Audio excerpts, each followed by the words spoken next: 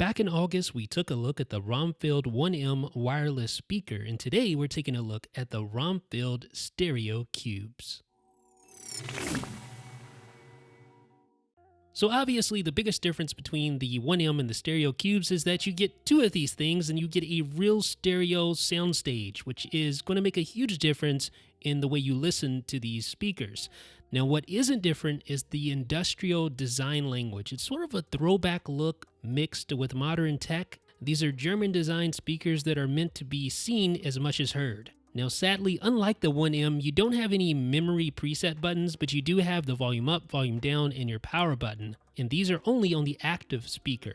Now Raumfeld does include a detachable speaker grill. You can just pull off like this, and that will reveal the drivers. Now in each speaker you have two drivers, a tweeter for the highs and a mid-bass driver, and each of these drivers is powered by the 160 watt amp contained in the master unit, so that's 40 watts apiece for each driver. Now there is a difference in the way these speakers sound when compared to the 1M. The 1M had its own dedicated down-firing subwoofer, which gave it a lot of thump on the low end, and that coupled with the fact that you just don't get the flexibility that you get from a single speaker system, you're not going to get that same bass reflex response that you get from the 1M. And that's not a bad thing. I actually find that the highs and the mid-range is a little more crisp on the Stereo Cubes. You're not going to have the same amount of thundering bass that you get with the 1M, but I find that that's a good thing for most genres of music. Now on the rear of the main cabinet, you have a line-in, Ethernet, USB port, reset setup button, and a speaker out port to connect to the passive speaker. Now, of course, you also have your power switch and your power plug in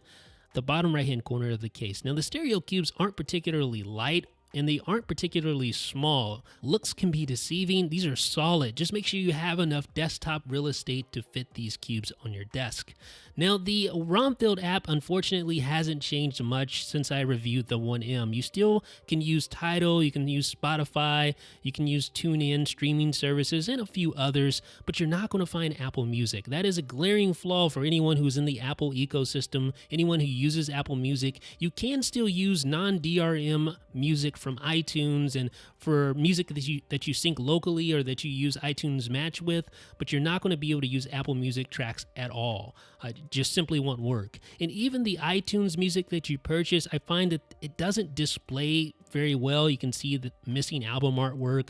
It's just not a very polished experience with the app. The app is a little complex. It's just not as streamlined and as polished as something like a Sonos system, for instance, which does support Apple Music. So that is a definite strike against Raumfeld. Hopefully they can make their app a little bit better. I will say if you're a Spotify user though, it's pretty good because you can actually control the Raumfeld speakers directly from the Spotify app. You don't really have to interface with the Raumfeld app at all. So ladies and gentlemen, that is a look at the Raumfeld Stereo Cubes. Great sounding speakers, wonderful sound actually. You also have access to cool things like multi-room audio, so if you own, for instance, a 1M and you own a pair of Stereo Cubes, you can play music in two locations at the same time. You can also stream audio directly from the analog RCA inputs on either device. So say I had a turntable that I hooked up to the Stereo Cubes, I can actually stream that music to my 1M in another location inside my house, which is pretty awesome.